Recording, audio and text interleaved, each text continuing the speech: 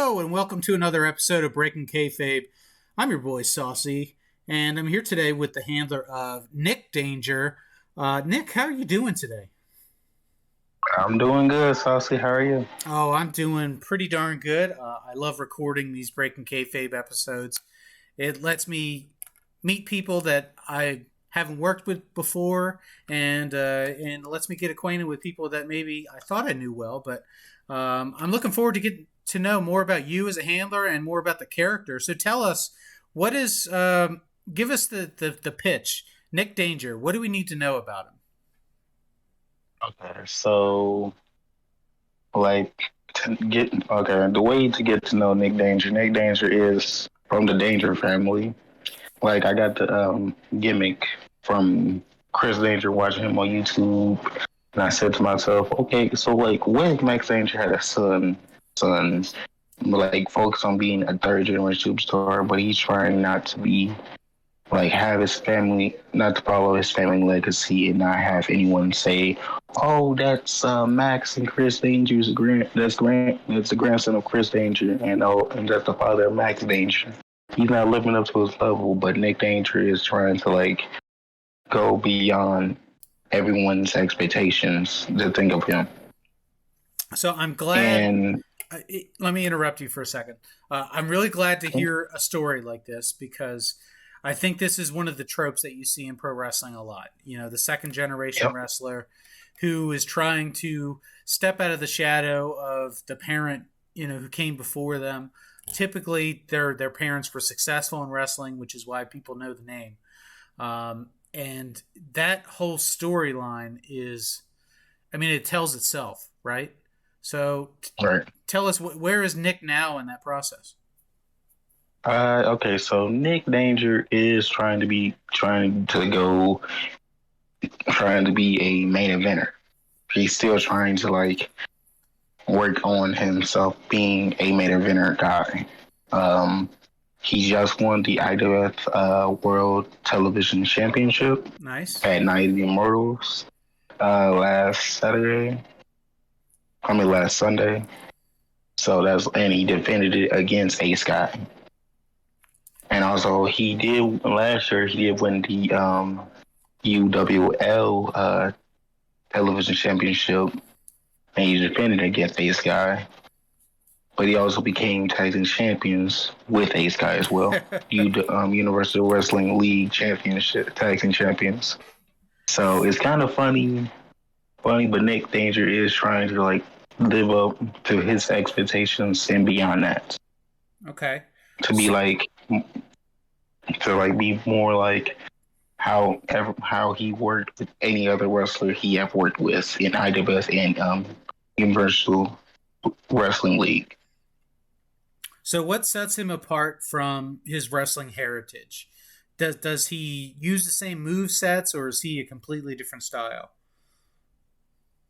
Like, okay, so Nick Danger is more like a technical and high flyer and strong style type wrestler, but he also used couple of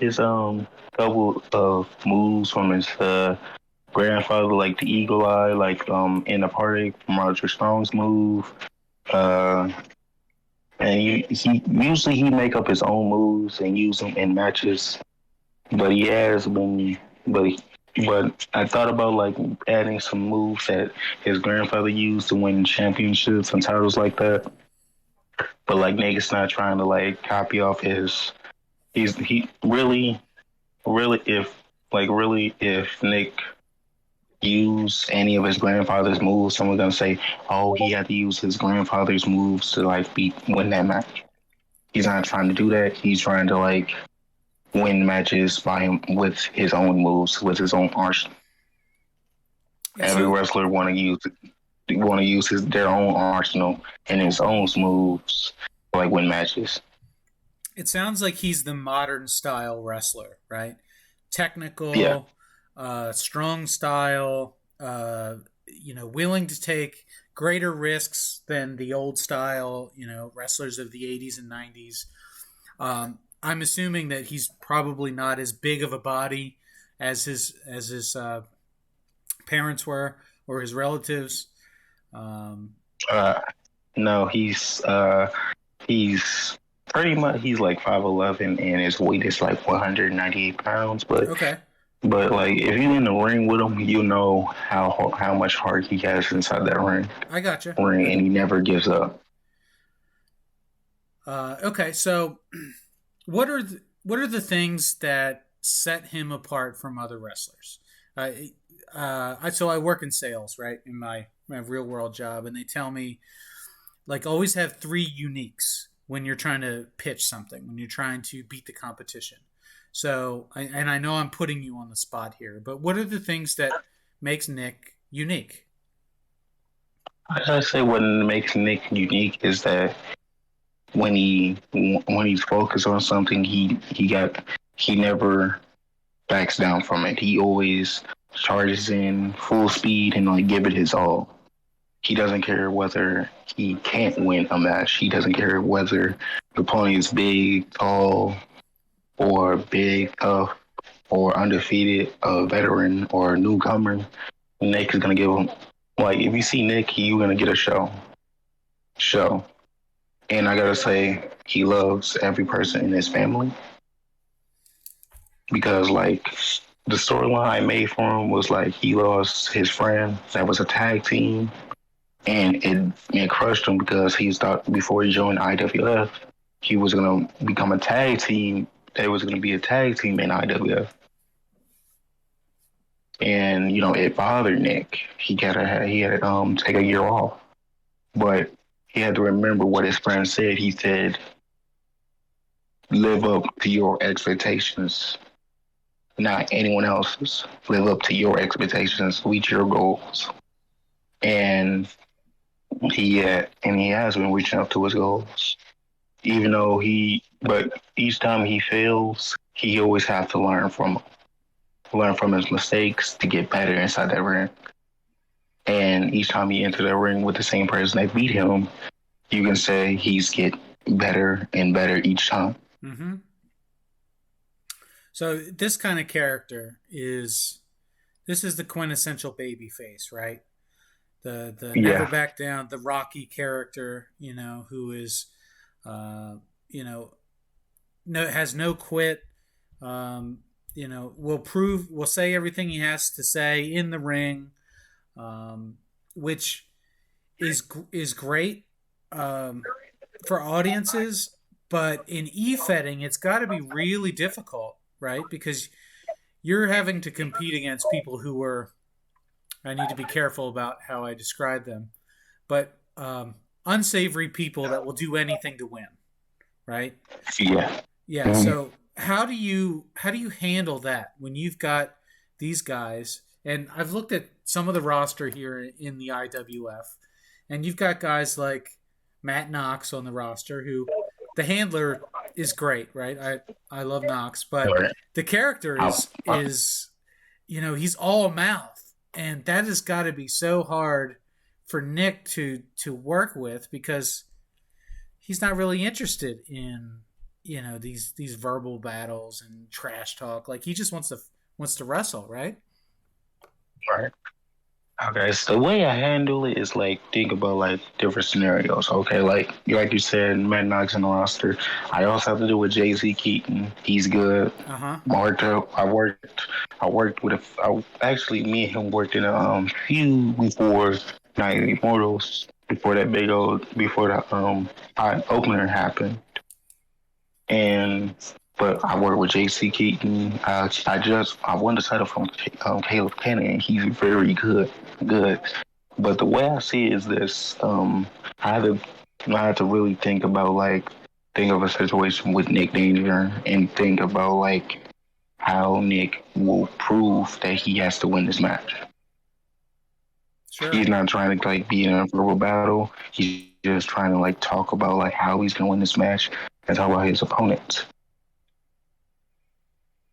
Or trying to figure a way out. But like Nick has to like really think on his toes facing guys that do verbal battles with him Mm-hmm. and like bring up facts that they don't want to bring that the heels don't want to bring up. It's and he used that as fire against them. no, I've said this before to some other people, but playing a playing a face character is like playing the game on hard mode. It's like taking the Yeah, pretty much. difficulty up, because in order for you to cut a promo, like, you have to tell the truth, and you Right. have to make good points. In order to do that, you have to do a lot of research. You have to know strategy. You have to know ring mechanics. And in order to really convince the judge that, yeah, this wrestler is going to win because they have the technical know how to do it, they're prepared to do it. You yourself, you have to do a lot of preparation. You can't just spout off at the mouth and just talk about yourself. You have to give credit where it's due. In addition to that, you have to glow up Nick Danger beyond anything that your opponent can do. So it's really tough to kill your opponent with kindness and at the same time look like a champion. So you have my respect for that, because I've tried it, and there most people are better at it than I am. Uh, so I certainly appreciate it. So tell me how things are going now in the Fed. I see that Nick is the world TV champion. You're working towards the world title. What's next on the list? Okay, what's next on the list is either, of course, win the world title. Also, also, if I either lose the IWF World Television Championship, is to enter the Heir to the Throne tournament and win it and face Angel Blake. That's the biggest goal because he's now facing Dean Harper in the next sacrifice, and that's gonna be that's gonna be tough. And now Matthew Knox is trying to slay a god too because he want to beat him because he wants the new generation to win, have a chance to fight for the world title as well. Sure. And most people is calling Angel Blake's reign of terror, fourth reign as champion, the reign of terror. Like Roman Reigns' reign right now, 1,000 days. Does he deserve it? Deserve it. Angel Blake, his fourth reign. That's his fourth reign of terror. Yeah, I mean, And in and the I was thinking like if I face him, I have to really bring up my A game oh, for sure. against him For sure. Not only do because you have to have a good story that culminates mhm. at that match. You can't make any mistakes. You just Oh, I can't. know. I can't. And Yeah, it's sort of like, as that face character, which a lot of people are going to tell you, hey, it's good for you as a face to get jumped backstage and to get your opponents are going to cheat in the ring. Those are good for you. They're going mhm. to make you look good. Well, that's only good if you win in the end, right? Because if you get cheated Right. and beat up the whole time, and then you go to that big match and then you lose, it that's soul crushing. Or someone else interferes.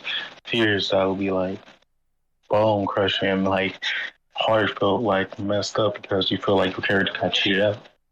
And there were some times that I feel like when I when I was in regular matches, I felt like I'm beat this person, but I end up losing, and it bothered me. But I said, you know what? I have to let it go because at the end of the day, I have to read the match. Nick, that my character had a great match with the other Yep. character, and I can't look over that as well. I had to look up. I had to think of like all the matches Nick Danger has been through.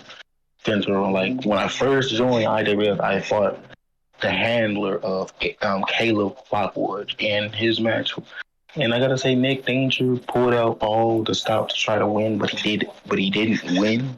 But at the end of the day, Nick did look like the breakout star at that moment. Yeah.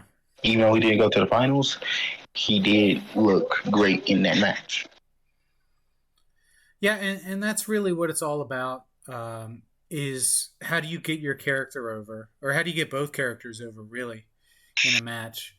Um, it's hard as as a character who's following all the rules. when you lose fair, when you lose clean in the big one, I mean, what do you do next?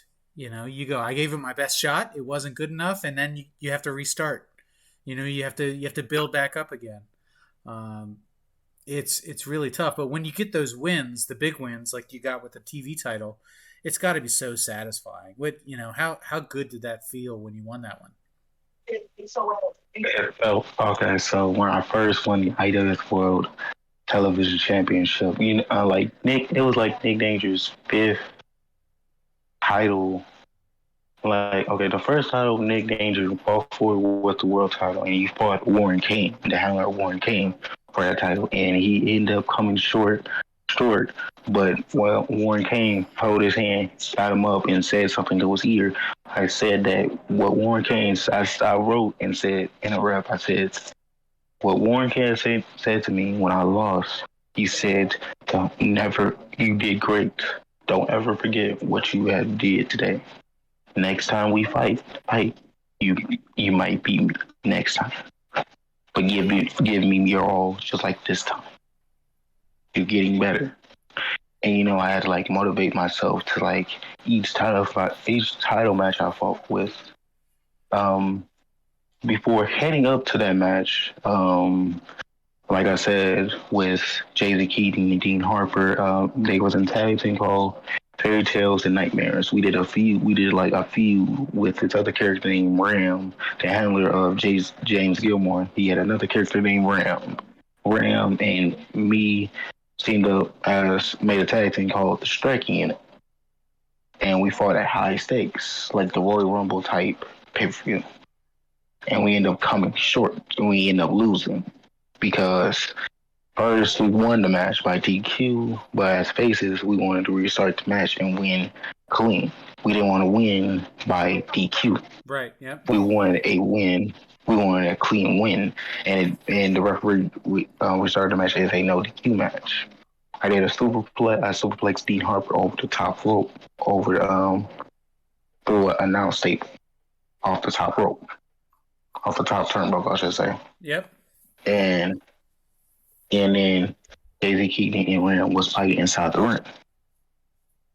And then I got up, Dean Harper got up first, he tied me up, and they hit a tag team finish on Ram. I got in the ring, he did a baseball. Dean Harper stopped me running the match. Then I read the next card. It said IWF Television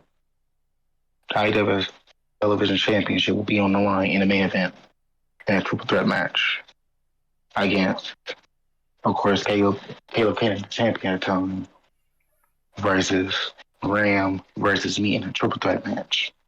And it was like Matty Knox and Nick Knight was feuding, and they did a long segment. And when the main event came, they said they have 7 minutes left to fight in this match. So we had to like hurry up and try to like one of us had to win. It came like a minute left. Ram had the better shot. Ram was about to win the match against Caleb Kent. I came out of nowhere, hit a running bicycle knee strike on Ram, threw him inside the ring. I watched the time, did springboard. My finisher was called the Rise and Fall, springboard forearm smash. 1, 2, time went out. And it frustrated Danger because Nick knew that was was about to be his time to finally rise and reach his calling as champion. Sure. Because like I'm gonna use Daniel Bryan, because when Daniel Bryan won the WWE Championship against John Cena, and he was screwed over because Triple H hit a pedigree on him, that was messed up. And then Daniel Bryan went to chase the title again. He got cheated out again multiple times, and it felt like a big old roller coaster because as a face, as a fan, as a face, you want that face wrestler to win so badly. So after that, I cut a promo after a match after a match against a jobber. Um, I said I ain't gonna cut. I'm not gonna cut around the bush no longer. Caleb Kennedy, I want a shot at the IWS World Television Championship. Meet me next week, and then we challenge each other for next week, and say, hey yo, we gonna pick stipulations. The stipulation that I chose was a 45-minute Ironman match. I should have Oh said man. like a 60-minute. I should have said a 60-minute Ironman match. So, but but we didn't. But like we didn't win. We ended up brawling, fighting, and then I cut a promo. But the first promo I said was before I went to Nine Immortals. I said, you know what? I'm in this group called the Revolution. Was the Revolution? Everybody else in the Revolution won titles. Nick Knight, a two-time IWS World Television Champion. James Gilmore, a two-time IWS World Heavyweight Champion. Fiona McFly, former IWS Women's Champion. And Carolina is a former IWS Women's Champion as well. So, there's me. I have not won anything for the past 2 years that I've been in IWS. Now going on 3. How would that make a person feel as a face that you're in a group that everyone wants championships and you have not? Right. So when we had an Ironman match, I read it. Caleb Kennedy had the 2 first falls, and I came back with my first fall. Then I came back with the second fall. Then we went to sudden death because I hit a final order, a one-winged angel. I called final order off the top turnbuckle. And so after, then it went to a sudden death, and Caleb Kennedy tried to leave the ring, and James Gilmore tried to stop him. And in a minute, James Gilmore was going to smack him across his face. So I did a suicide dive, knocked them both of them out, threw Caleb Kennedy back inside the ring, and I hit the ace blade and a hidden blade, and I pinned him 1, 2, 3, and I felt like Nick Danger's journey has not only got a little bit better, but like his journey is still going on.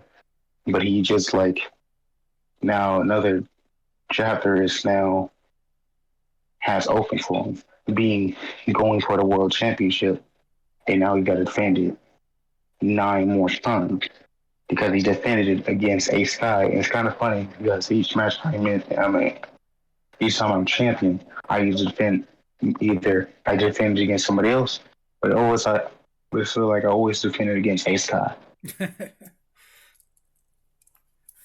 You need to put him down for good, I think, right? Ace is actually Ace is a nice guy. He was just on the show last week, and he had nice things to say about Nick. Said he enjoyed working with you, and I don't think there's any bad vibes between the two of you at all. I think you guys work great together. I really enjoy working with Ace Sky. Ace Sky's character is like a veteran, sort of like with James Gilmore too. They're both veterans, and I both teamed up with them as well. I teamed up with James Gilmore as a tag team. We called ourselves the Riders Dragons. Well, but he ended up getting injured, and I ended up being a solo singles competition again. And then I did my best, and but then we made a whole group called the Revolution against another group called The Work. And we won Feud of the Year last year, and that was great because it felt like I achieved one of my goals. Win Feud of the Year, or match, but my main goal is to win Match of the Year.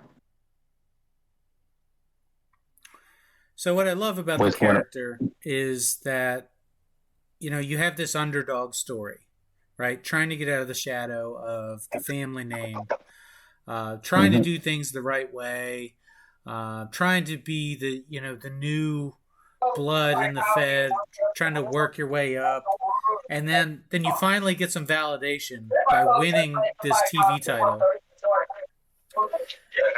And now you still have this underdog story going, working towards the world title.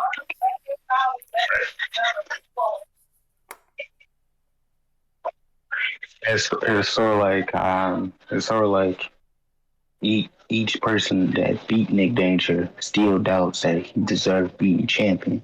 And that's why I'm about to work in a feud with James Gilmore's character Ram, because Ram is like 19 years old and he feels like Nick Danger has cheated him out of the IWS World Championship because they were both in the match. But Nick Danger didn't cheat Ram out out the World Championship match. Nick Danger stepped up for the title, stepped up to face Caleb Kennan because no one has stepped up to say I want a shot against Caleb Kennan for the title. Like I can understand if Ram went out the match and wanted to be had his name in the pot, and we would have had a triple threat match, and probably the outcome would have been a little bit different, or probably Caleb Kennan would have retained.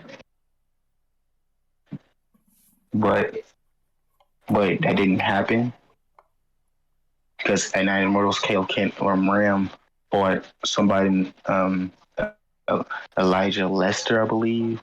I forget his last name, but his first name was Elijah by submission and beat him by submission. But it's sort of like Ram is now heel. He's got it's sort of like now he has someone in his ear telling him that believe it, feed off his anger, like what Venom does, like feed off on negative emotions and stuff like that. And now he's gunning for the idea for a television championship, like, but at Sacrifice, Nick Danger did defend the title, they retained, but like Lace Williams interfered, and now Lace Williams and his style is gonna feud. But now, but Ram said, I saying, but Ram said, I had guided Nick to the IWF World Television Championship, and this is how we replace him. Nick did not respond about this, but I'm gonna do a segment about this. So so keep that in mind. Like just watch the segment that I will do, and because it's gonna get good. But So, it's sort of like Nick. It's sort of like Nick has to like really explain the situation to him because Nick still believes in Ram. But if Ram keep on pushing Nick Danger's button, we're gonna see a different side of Danger that Danger doesn't like unleashing because Nick Danger is willing to knock someone out for spreading a lie sure. about it. So I think we have a pretty good understanding of where you are, where you want to be. And we're getting pretty close to the end of the show here. So before we go, is there anything else that you want to talk about? Any other projects you're working on? Anybody else you want to shout out to? I want to give you the chance to Okay. make sure you cover everything before we go. Okay. So the also thing I am kind of working on is to like win a championship cup, maybe down the line for Nick Danger because Nick Danger never won a tournament. He never had his name into like a tournament win or a number one contenders match. Because Nick Danger has been in like Rumble matches, but he didn't win. When he been in tournaments, but never won really. But Nick is trying to get better and up to that level of winning. Be adding his name into like, oh, this character is has um won the corruption cup. Nick Danger is the heir to the throne winner of 2023. And that's what Nick really is trying to do. Sure. And also working. And also, what I gotta say is like me and Ace Guy has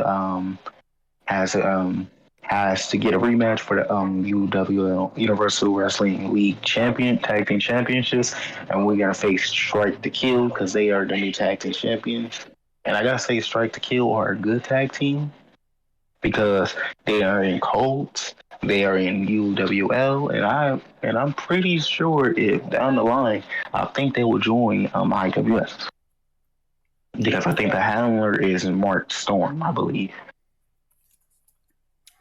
I'm starting to hear and a lot also more I'm hearing a lot more chatter about IWF lately, and of course, Nick is going to be joining the World Series of Wrestling this year.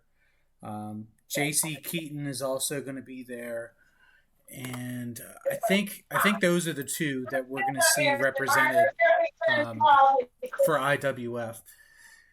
But of course, Alan Cheney, who looks like he's on your roster now, he's a veteran. So uh, I think you're going to Yeah, start seeing yeah, more I heard. traffic coming your way. Yeah, because I am the IDF World Television Championship champion, so of course I'm gonna see him because I read some of his matches, read some of his reps. He like you said, he's a veteran. He's good. Oh yeah, I also am in WGWS with Chris Page, yeah, so that's good too because I fit because I did come up short of winning the IWS, winning an IWS. I mean WGWS, uh, number one contendership for the television championship, nice. and I felt but Nick is trying to get better at that and trying to reach that level too because Nick is trying to make his name known in other places because what Matthew Knox, because like he look at Matthew Knox, he made his name known in all around in efed setting. And of course, I can say in IWF, but I feel like Nick Danger's character needs to like branch out and join other federations to show that Nick Danger is not no slouch and not a person to look down on. Sure. Because when I fought for the IWF World Television Championship, it was not about like Nick Danger wanted the title. It was about like showing that, hey, I'm Nick Danger. I'm not a rookie. I'm not a rookie. I'm not a jobber. I'm not a middle lower card, or no middle card, upper card, or no middle card wrestler. I'm a guy that's going to be the main event Yeah. down the line.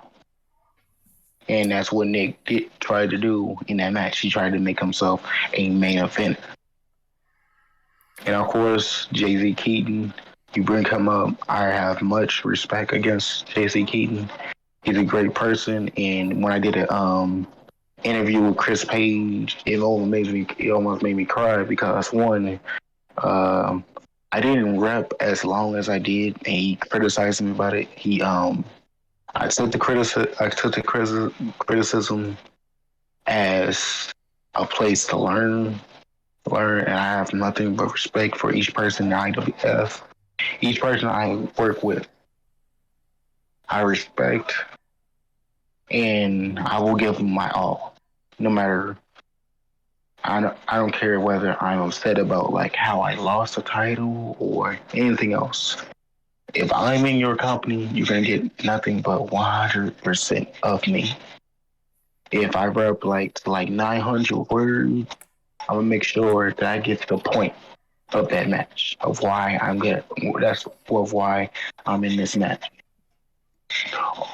and I'm gonna do everything in my power to do everything to make Nick Danger felt at the best person in IWF in all around the world is efed. Well, hey, Nick, I believe you, man. I think you're one of the good ones. But this is where we got to call it for today. I think that I think we all know where Nick is right now. All you got to do now is just win out, right? Just keep winning, Yeah. and you're going to be just fine. So, win that WGWF TV title. Win that Heir to the Throne tournament. Keep defending that TV title, and you got good things coming in the future. I'm sure of it. 2023 is looking for breakout stars, and this is the time of year when we start to see them. So, would be happy to see one of the good guys be the one. You know what I mean? Right. So, once again, thank you everybody who's listening to the show, who's stuck around this long. Appreciate you. If you haven't done so already, go ahead and click that subscribe button for us. So we're trying to get to 400 subscribers before the end of the summer. If you don't, that's okay. We still love you anyway. So, on behalf of the handler of Nick Danger over at the IWF and at WGWF and at the World Series of Wrestling, and on behalf of the Sauce Boss and the World Series of Wrestling and This Is Awesome Promotions, thanks for coming around. Continue to be excellent to each other, and we'll see you all again down the road.